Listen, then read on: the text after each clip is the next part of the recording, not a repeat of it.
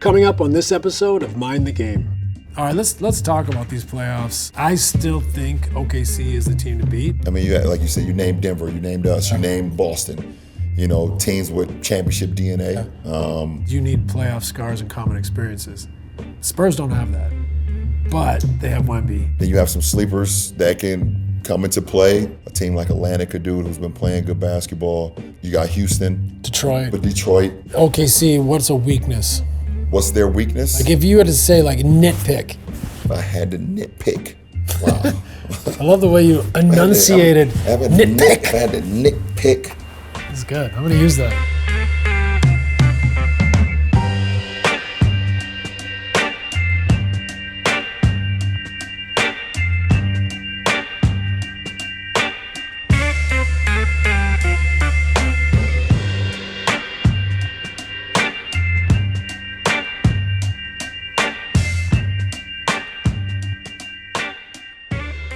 This episode's probably going to drop right on the eve of the play-ins. Oh, man. So I thought I'd just get your temperature. I mean, personally, I think in the West, Phoenix and the Clippers is fascinating. So right now, who do we have now? 7, 8, 9, and 10? It's close in the West. So, Phoenix is 6, I think. Clippers, Portland are almost tied or very close as at the time of recording. Yep. Golden State's obviously struggled, but they haven't had Steph. Yeah, I think a report came out today that he's possibly can come back soon. Looks like Steph will play. Yeah, okay, yep, this weekend, huh? Looks like Steph will get his couple games in before the play-in, which makes them a wild card. Yeah, that's dangerous. Right? That's dangerous. Makes them a wild card. So you got this really interesting thing. Yeah. Phoenix Clippers playing well, had good years. Phoenix getting healthy again. Yeah.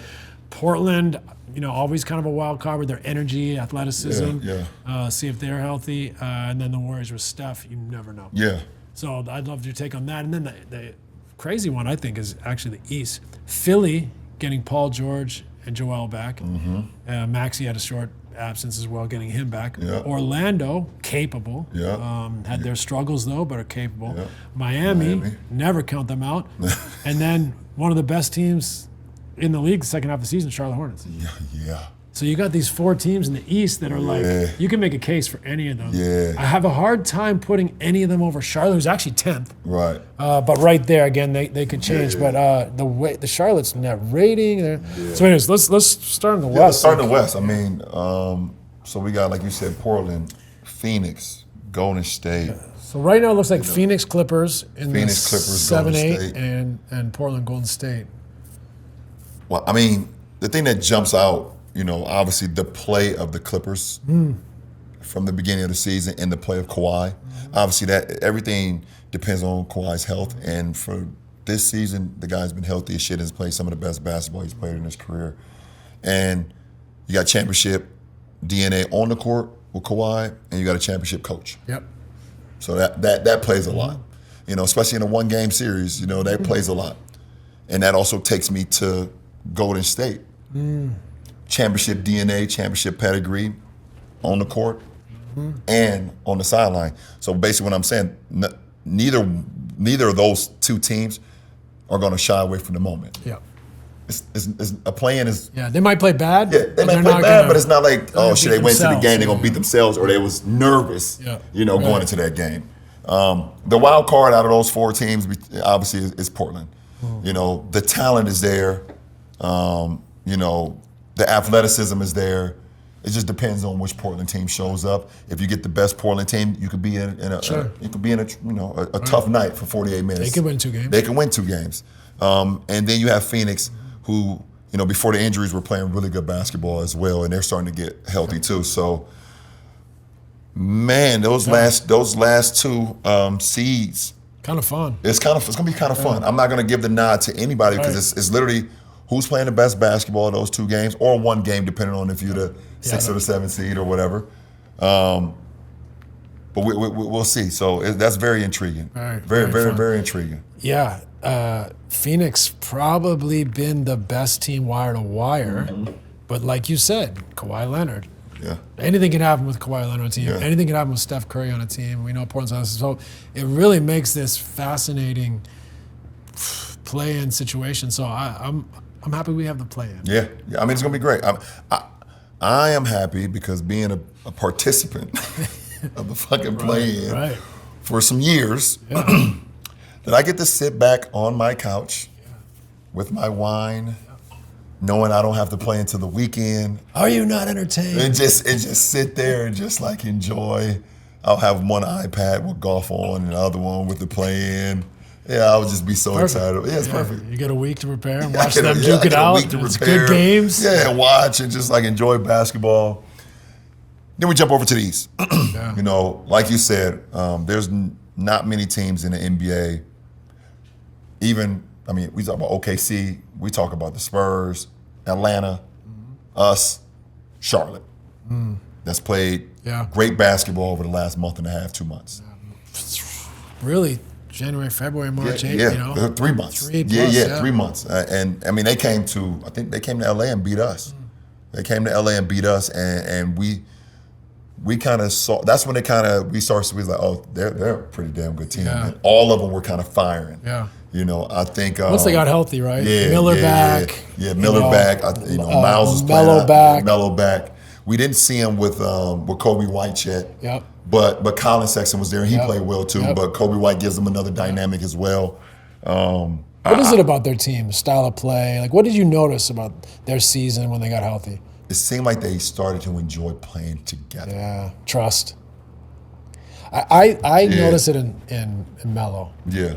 I think when they were a team that was injured, not probably going to win many, Yeah. he got loose. Yeah. And tries stuff, and you know what I mean? He uses creativity, and efficiency was kind of out the window. With Khan and with Miller and Diabate's energy and I fight. just think, Melo just like, when you start winning, you start like, shit. This is fun. Yes, it's fun. And I could trust this process. Coach, what you saying? Shit, this is working, man. Yeah. And Melo seems like a guy that wants to win and wants to play winning basketball and doesn't want to continue to lose in Charlotte. So it's like, oh shit, things are turning around. I can still kind of do my one-legged fadeaway threes and flashy, but I gotta get Khan a couple. I gotta get him some looks. B Miller gotta get him in transition. Let's try to get Miles in a 45 where he's stampeding and using the athleticism. Diabate super athletic and they're just it seems like they're just playing as a team and great fit. And it's a great fit. It is a great fit. They got some pieces that really fit together. They just have to let's see if we can make the transition to the postseason. Right. And now we go back to teams like Miami, who we know. You don't want to see them in a playing game. They'll be prepared. We said about the Clippers, we said about Golden State, they're not going to beat themselves. Miami is just a team that you can beat them, but you fear that they'll kick your ass at the same time. So you got Miami. Again, it's a classic team that won't beat themselves. Yeah, they won't beat themselves. And so Miami is very intriguing anytime they're in a play-in. And then you have Orlando, a team with ultra talent, but it's also they've hit the injury bug a lot this year too. Will Franz be back? Will he be back for it? I wouldn't trust him. I wouldn't trust it either. I mean, we less than 2 weeks away, right? He came back to play in his hometown of Berlin. Yeah. And I think played in London then 2 nights, 3 nights later, and that was it. Yeah. We haven't seen him. So to me, that's a big piece. He's such a big piece for them. Heck of a player. We have to see, if they can, play some good basketball, kind of, figure that out. But I don't know. That'd be tough. Yeah, be good. So what do you make of this Philadelphia team if they are healthy? I mean, this is a talented team. I mean, they got 3 of the most talented players in the NBA. I mean, you look at what Paul George can do on a basketball floor. 3-level scorer, paint, mid-range threes, defend. Obviously, Joel Embiid, MVP caliber type of player. Anytime he's healthy, he's on the floor. And Tyrese Maxey could very well easily be a first-team All-NBA guy on any given year the way he's been playing. And VJ. Yeah, I mean, and a young talent who will be, maybe first-team All-Rookie. Yep. First-team All-Rookie. So, and you got vets, Kelly Oubre vet. Some of those guys are playing good ball. So, I mean, yeah, we want to see it. It's kind of like I give them kind of like the Harvey Dent two-faced vibe. Like it's like which one are we gonna get? And when they're rolling, when Embiid is playing, he's in the mid-range, he's on the low block, he's motivated. Maxey is burning down the highway, playing on the Autobahn, shooting his step back threes, getting to the lane. PG, silky smooth. They have the ability to put up 140 on you any given night, 145. And you get them to buy in defensively, they can make, headlines as well. So I think it's super intriguing, man. You got both sides, man. We talked about the West. You talked about the East. It's gonna come down to who is motivated to play in the play-in, and who's motivated to kind of just want to hush the critics on we're in the play-in, but we're trying to win and get into the real dance, and then try to crack one of the guys at the top too. So, I mean, I'm excited. I'm excited to see it. Yeah, it's interesting as a fan of the game. It's interesting because there's, what we want this time of year is great series, right? It'd be interesting to see which of these playoff teams can give the 1 and 2 seed a series. Right.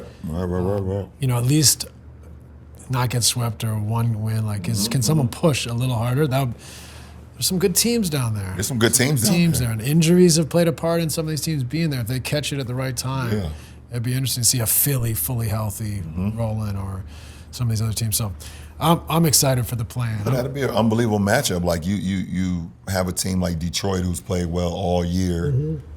Cade, is we don't know his update of right now. Will he be ready for the first round? What kind of state is he in? What kind of state is he in? And then you get Philly gets in as the 8th seed. Right. No pressure. No pressure. But could very easily go in and, that's the postseason. That's what it is. Sometimes the postseason is about. Obviously, it's matchups, it's health, and then there's luck. How great would Philly-Detroit be first That round? would be amazing. Those two fan bases. That'd be great. Going against each other? Oh, man. That'd be insane. I mean, any of them. Philly, Boston would be great. Philly, Detroit, Philly, New York. Amazing series. So, not that I'm rooting for anyone, but that'd be fun to see. Yeah.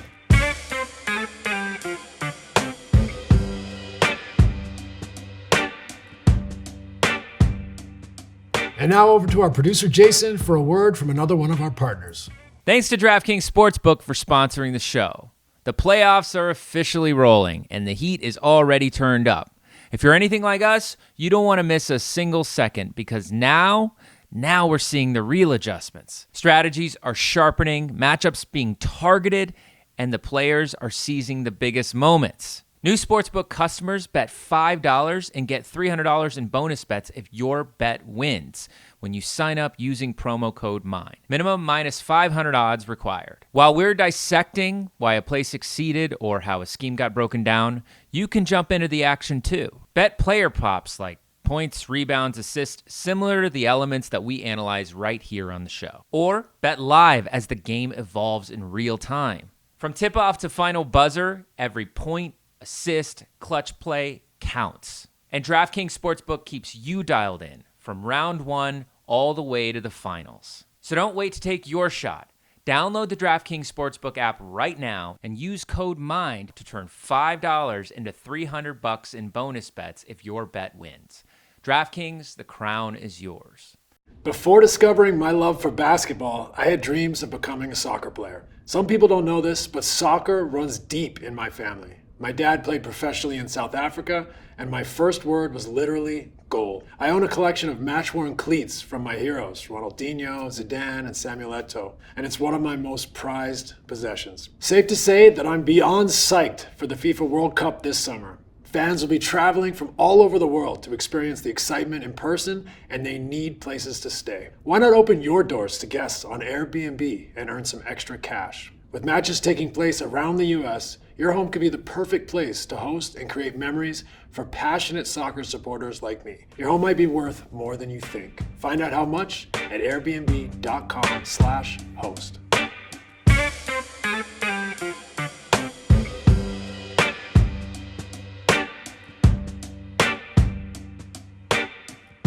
All right, let's talk about these playoffs. I know this is an interesting position for you to be in, that you're in the playoffs. I'm not. I still think OKC is the team to beat. I my stance always, after playing, coaching, watching for a million years, is you need playoff scars and common experiences. Spurs don't have that, but they have Wemby. And so I kind of, if anyone's ever allowed to jump the queue on common experience and playoff scars, it's the Spurs. So having said that, Denver's underperformed recently, but they have common experiences and playoff scars. So in a playoff environment, they could leapfrog the Spurs. But I do put the Spurs right up there as a contender. They've done well against OKC. Wemby is incredible. And then we get to teams like Lakers, Boston, Detroit, Knicks, all these other teams. So where do you think at the top, who's the team to beat? I would agree. I mean, I would agree with you when it comes to OKC. I think they've just shown the level of excellence over the last few years, and playing at a high level and not getting complacent. Even in the regular season, it doesn't matter if they're playing a team over 500 or a team under 500. They go out and play. Doesn't mean they've won every game, but they've won the majority of them. Yep. And they're the reigning champs with the MVP on their team.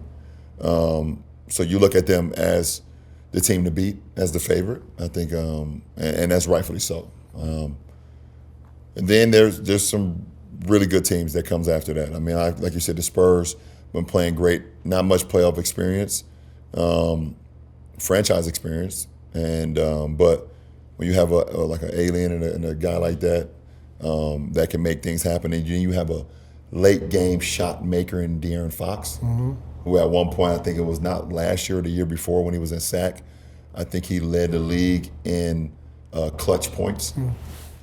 That means a lot. A guy that's not afraid to take that big shot, win, lose, or draw, that gives confidence to a team. I mean, like you said, you named Denver, you named us, you named Boston. You know, teams with championship DNA. Obviously, we have a guy that's been to the postseason, a guy that's been to the finals, and Luka led his team to the finals before. I have a lot of postseason experience and championship experience. Really? You know, you look at Denver with their championship experience, you look at Boston with their championship experience. Then you have some sleepers that can come into play. You know, possibly you never know what a team like Atlanta could do, who's been playing good basketball. You got Houston. I wouldn't call them a sleeper because they have a Kevin Durant on their team. Detroit. But Detroit, you know, New York's not a sleeper, but they're still, you know, in the weeds. So, but OKC is the favorite, and every team, all the other 15 teams that is seeded, is looking up and trying to knock them off. OKC, what's a weakness? What's their weakness? Like if you had to say like nitpick. If I had to nitpick. Wow. I love the way you enunciated nitpick. If I had to nitpick. That's good. I'm going to use that. I don't know, man. So I would say this. Here's my nitpick on OKC, and this is deep nitpick. Yeah, this is. I would say 3-point shooting comes and goes a little bit. Yeah. I would say secondary playmaking at times. Yeah. So that's hence J-Dub's importance to them, because the other real playmaking, a lot. Hartenstein makes plays for them. Yeah, he in does. A short roll. He's a good hub for them. Good hub for them. You know, obviously Chad and some of the other guys can make plays too. But so to me, like sometimes, did they lose playmaking and do they dry up from three a little bit? That would be my. That's a deep nitpick. They're pretty good. That's deep. In a 7-game series. Yeah, they'd have to because of how well they defend. They make up for it. They're. I'm trying to figure out how can I nitpick OKC, but I can't because they defend. They make plays. Those guys, it's just. Yeah, that's the thing is they defend so well they make up for it. Yeah, they make up for it. They're gonna get in transition. They're gonna get to the free throw line. Well, that actually is the thing. It's not that they defend; it's that they defend. They turn you over. They get out and they get pick sixes. They get a lot of pick sixes. Yeah. So that is a deep bag nitpick. I'm just listen. The postseason is about to be, as the young kids will say, lit. Litty. It's gonna be litty. It's gonna be crazy. I'm looking forward to it. I mean, me personally, like I don't know how many more postseasons I got left in my career. And we talked about this a while ago, like getting ready for the postseason, like that moment, like It doesn't matter what you did in the regular season. Right. That shit is out the window starts now. Again. Like, it doesn't matter. Like, it starts again. This is it. So I'm excited, man. I can't wait. Yeah. What's your mindset here with your team? You guys must be feeling great right now. I mean, my personal mindset is like, what y'all need? What y'all need tonight? Yeah. For me personally, my game 1 can be different from my game 2. Do you guys look? Are you watching like who's our matchup right now, or not even close? I haven't. And won't be that. It won't matter. I probably won't pay attention to the week of. Yeah. Then just getting into it because now we got to prepare. Yeah, now we got to prepare. I mean, the postseason will start Saturday or Sunday for us. We'll probably start. I think playing is Tuesday, Thursday of that week. Tuesday, Thursday, Friday. I think. Yeah, Tuesday, Thursday, Friday, or something like that. So, like, I'll start mentally, like, kind of seeing where we at more around like Wednesday, Thursday. But that Monday, Tuesday, I'm gonna check out. I'll check out for 48 hours, but I'll lock in, and then, for me personally, I'm just on some like, what y'all need from me. Like I said, my game 1, my game 2 could be different. Like, whatever y'all need, let's rock. Oh, Houston, Minnesota time. So it's Houston. It could be Houston or Minnesota. Yeah, most likely. I mean, for me, I don't. So you'll most likely play Houston or Minnesota, and Denver will play the other. And then we'll have if we take care of business first round, we play San Antonio second round. Well, OKC in the West Conference Finals. Yep. You seeing it come together? Yeah, with a Lakers Boston Finals. Lakers Boston. That'd be crazy. There we go. Oh my God. Oh shit. You haven't had that yet. You had bubble Lakers, but you had a lot of Celtics series with the Cavs. Yeah, I had a lot of Celtics series when I was in the East. They don't quite like me there. Yeah.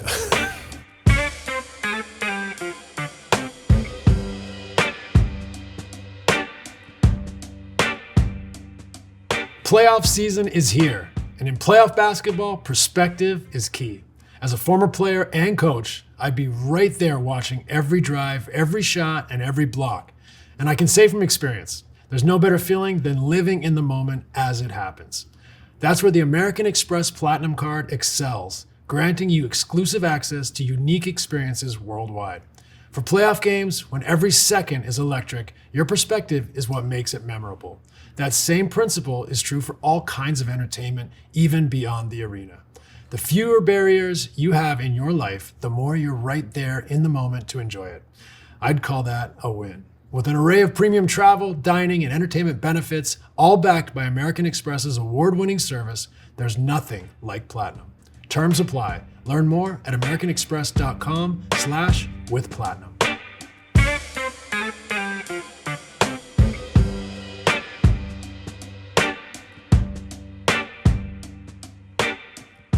I wanted to get your take on reintegration.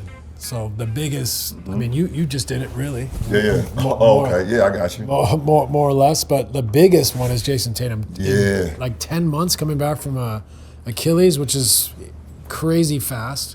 Right. But it's an interesting one for me because JT's one of the best players in the game, and they're a championship team in the recent past. He comes back to a team that is rolling and getting better and finding a slightly new identity, and then your best player comes back early from an injury. Mm-hmm. Like, what have you seen? What was it like for you after? Yeah, what was it like for me? I mean, it's an adjustment for sure. I mean, but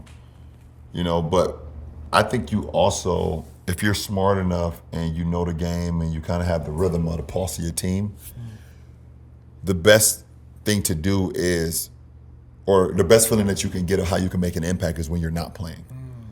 Because you kind of see, if your eyes are open and you're actually dialed into what's going on, you're like, oh wow, I could put myself in that position. If I was there, I could see myself playing like that role or being in that play, in that position right there. So I think for me, when I was out and just seeing what the ball club was doing, I was like, oh man, I see myself playing that. I could see myself doing that, which can ultimately help the team. Mm-hmm. And for me, it could be a little bit different for me. I mean, I'm 41 years old. I'm 23 years in. I've accomplished everything. I'm like, I just want to, so it could be a lot different for a younger kid or a younger guy in our league. but knowing JT personally, I know he's like, I can do what helps the team as well by still integrating himself back into the lineup. But what I've seen early on, it was just like, I think it was more just like, can I still do this? You know, coming back from Achilles, I've never done it before. But it was more just like, can I still take off? Can I still plant? Can I still change direction? If a turnover happens, can I still plant and get back on defense? As of late, I seen him play the other night. I think it was in Charlotte. They won in Charlotte. And without Jalen Brown. Without Jalen Brown. I think he had like the first 9 out of 10 points, and he just looked like himself. Backdoor cut for a dunk. You know, getting to his rhythm, ISO, step back threes where he just looked more like himself. And playmaking, I think. And it's just going to make them even more dynamic and more dangerous to the point where before the injury, they were dangerous, you know, last year and the year before that. So it's definitely great to have him back. But implementing yourself back after a long period of time like that can be challenging. I think he's handled himself so far. Yeah, he's handled it amazingly. Yeah. But the two interesting parts for me, I think, from a fan perspective, is that how much patience and time it takes to adapt to playing again after that big an absence, or not even that big. Like, he was out 10 months, and that was a crazy injury. But a lesser injury in a lesser time, it's still difficult to jump into a moving train, right? Yeah. It takes patience. I think a guy plays 3 days and plays 3 games. We forget, you know, he's been out for 3 months or 8 months, or Jason's case, 10 months. That, for a fan, they have to understand, like, it's not overnight. No, it's not. I mean, I was out like a few games. I think I sat out 3 games. Yeah. And when I got back on the floor, I felt like I was so far removed from the game. Like, it don't take that long. Right. You know, it's like, I always talk about like the off season. Like, I love the off season in the part, like, I get to really like fine tune my game and throughout my career. But the one thing I hate the most is that less than a week, you're out of shape. Yeah. Like, you're literally out of shape. Deconditioned. Yeah, you're deconditioned. You spent 7, 8 straight months of like conditioning mind, body, soul, and then boom, it's just like poof, gone. Yep. So for him to be out, you know, 10 months of no basketball, you know, having to recondition himself and then go back into live action, that alone is like that alone is a milestone. I think we, like you said, not only the fans, but also the peers and everybody, we don't highlight and celebrate that enough. You know, for a guy to come back after an injury like that, or just to, you know, be back on the floor, that takes a lot. It's a great point. I think Achilles are really, really special injuries. Yeah. He came back at such a early stage, like almost had me worried.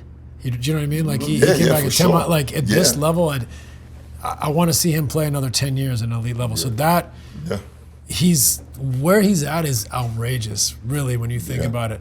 So I think you're right. We need to really applaud the work he put in to get back to play, to be where he's at. Fingers crossed it goes really well. Hope it goes well. And he just never looks back. The other part of this is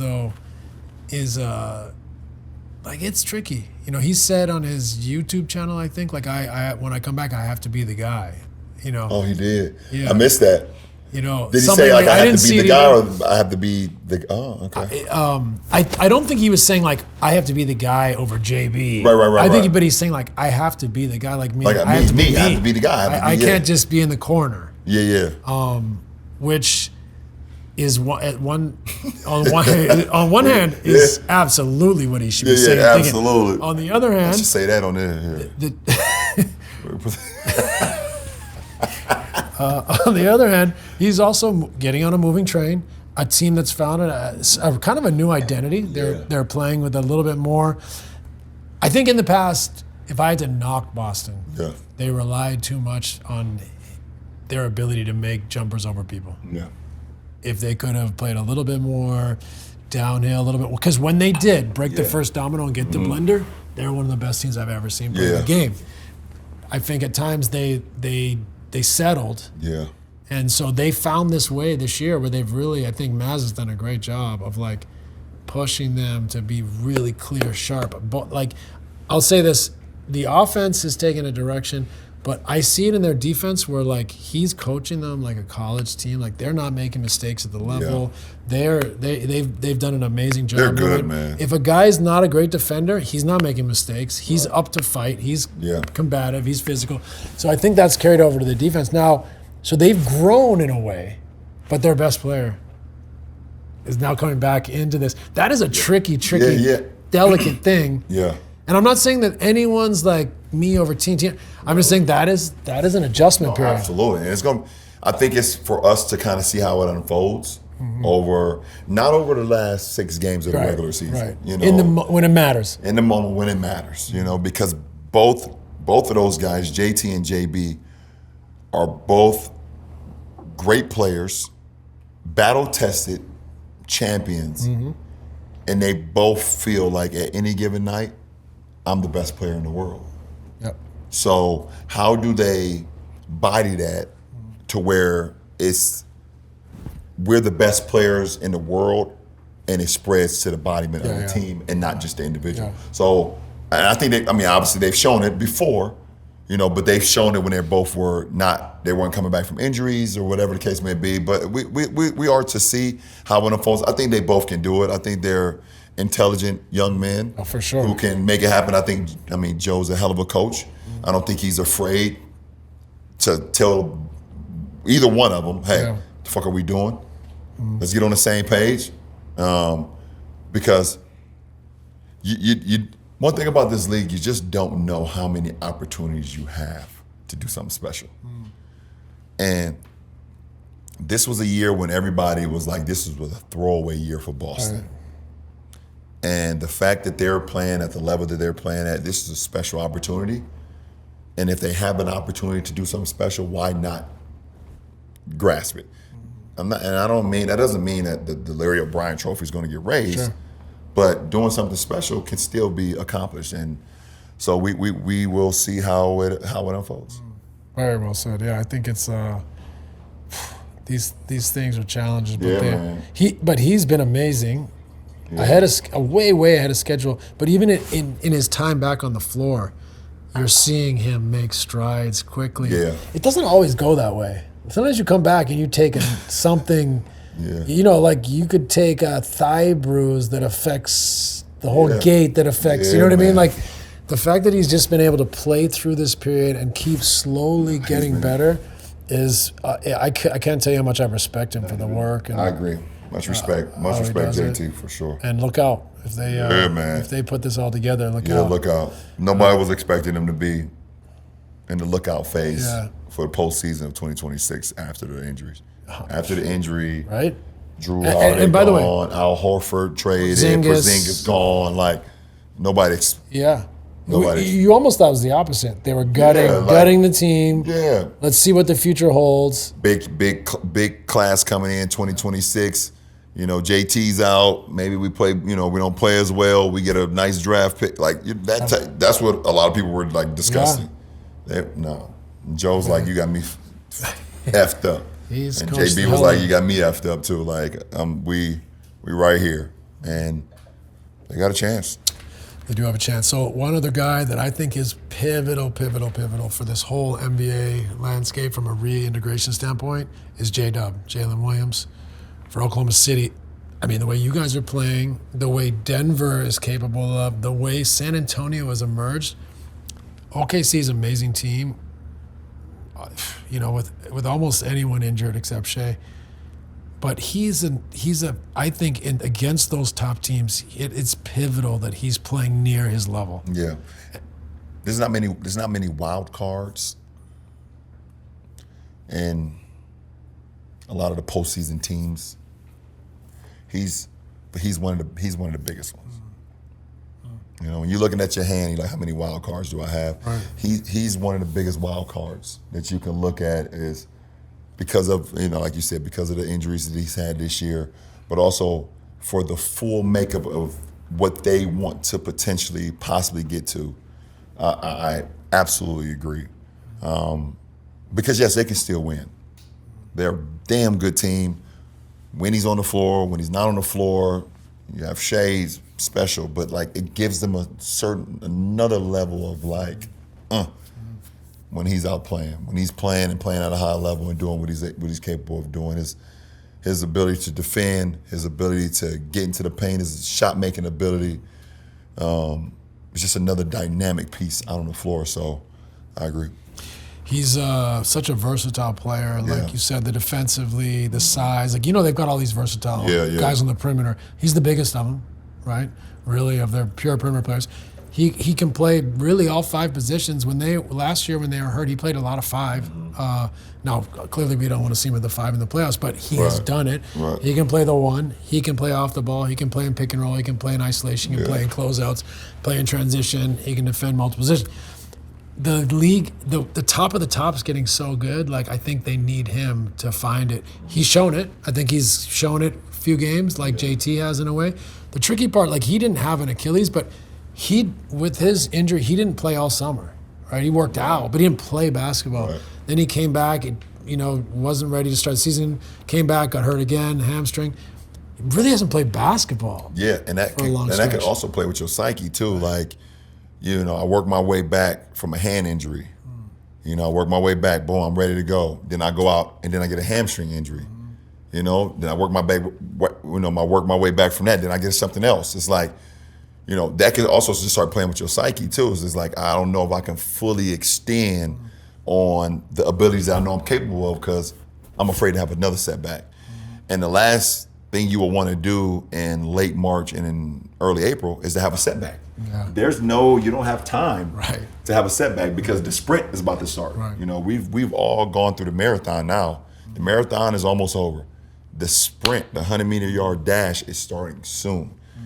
So you don't know what the psyche does for certain players when they continue to have compound injuries, whatever the case may be.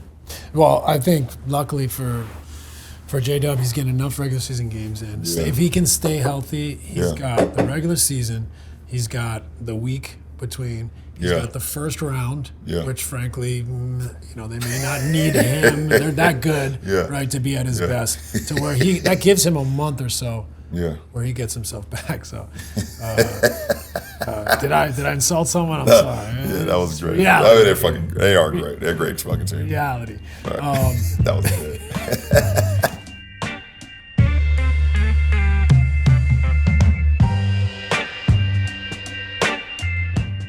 Thanks for watching Mind the Game. New episodes drop every other Tuesday.